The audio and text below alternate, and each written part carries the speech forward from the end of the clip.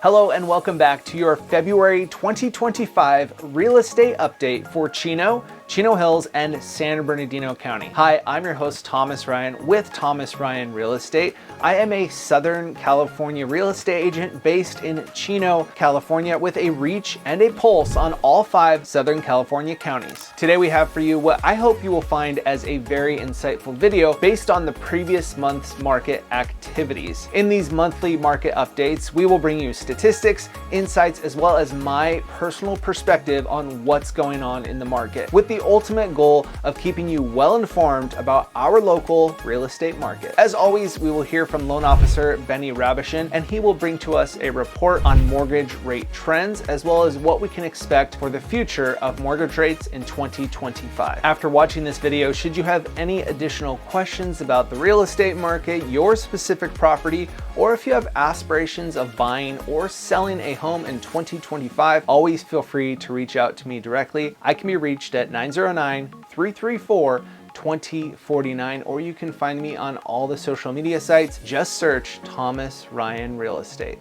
All right, before we get into the update, please do us a favor and go ahead and hit that like button on this video. That would be super helpful, and that'll let me know that I'm getting the right information out to you. All right, without further ado, let's get into the update.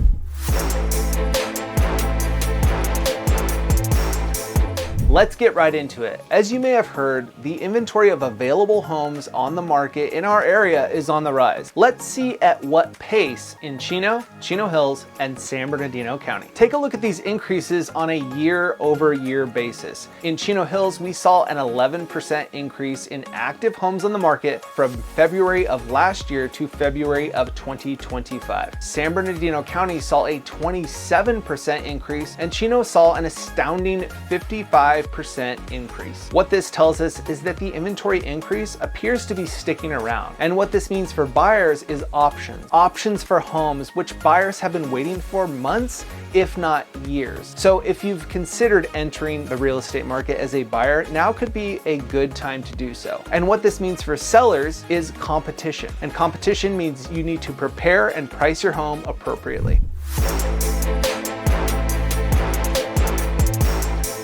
With more homes available on the market, can we expect to see an increase in closed sales as well? Let's take a look. In San Bernardino County, we saw 1,155 closed sales compared to 1,229 last year, a decrease by 6%. In Chino, we saw a year-over-year increase of 11%, with 49 closed sales, and in Chino Hills, we also saw an increase by 7%, up to 43 closed sales in the month of February. While the closed sales in Chino and Chino Hills did in fact increase, it didn't quite keep up with the pace of available homes on the market. It will be interesting to see if these available homes on the market start to stack up over the months as the closed sales don't quite keep up with the pace.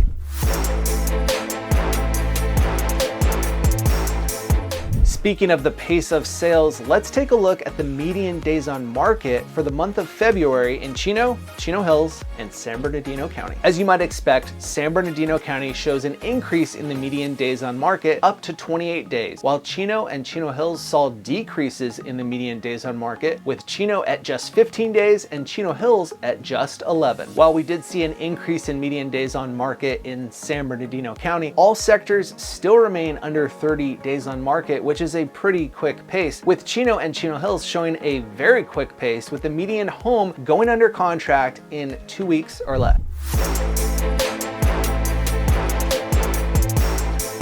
With all of the volatility on interest rates and frankly sales falling a little bit flat in February, we might expect the same result for the median price per square foot. Let's take a look and see if that's the case. Well, for San Bernardino County, this does remain true. The median price per square foot has been flat for quite some time, sitting at $334 per square foot in the month of February. However, Chino and Chino Hills both saw a spike in median price per square foot. Chino reached its highest price per square foot in at least 5 years at $433 per square foot, and Chino Hills saw its third highest at $513 per square foot. These are some very impressive numbers for Chino and Chino Hills despite the volatility and fluctuations in the market. This just goes to show you that despite the roller coaster of inventory and closed sales and interest rates, the values continue in an upward trajectory.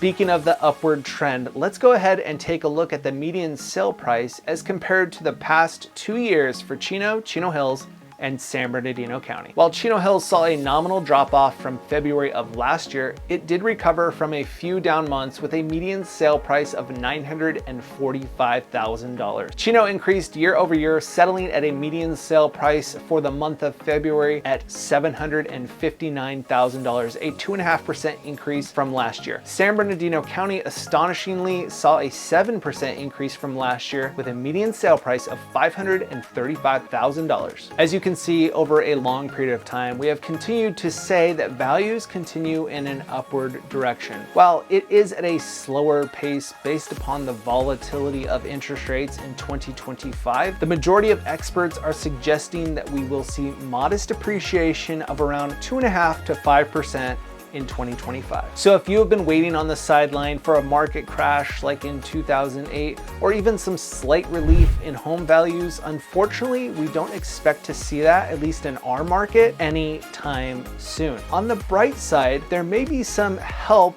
with affordability, and that will come hopefully in the form of lower interest rates.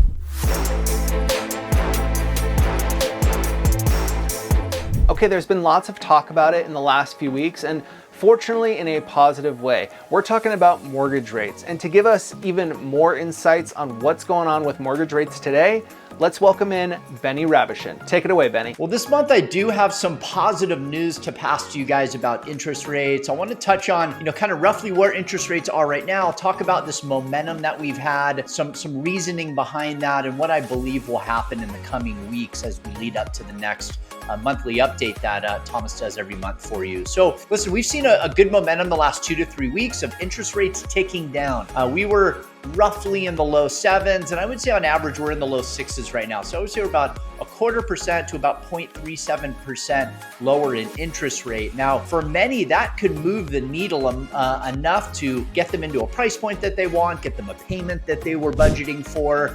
So it's been a nice movement. Now, will we continue that trend?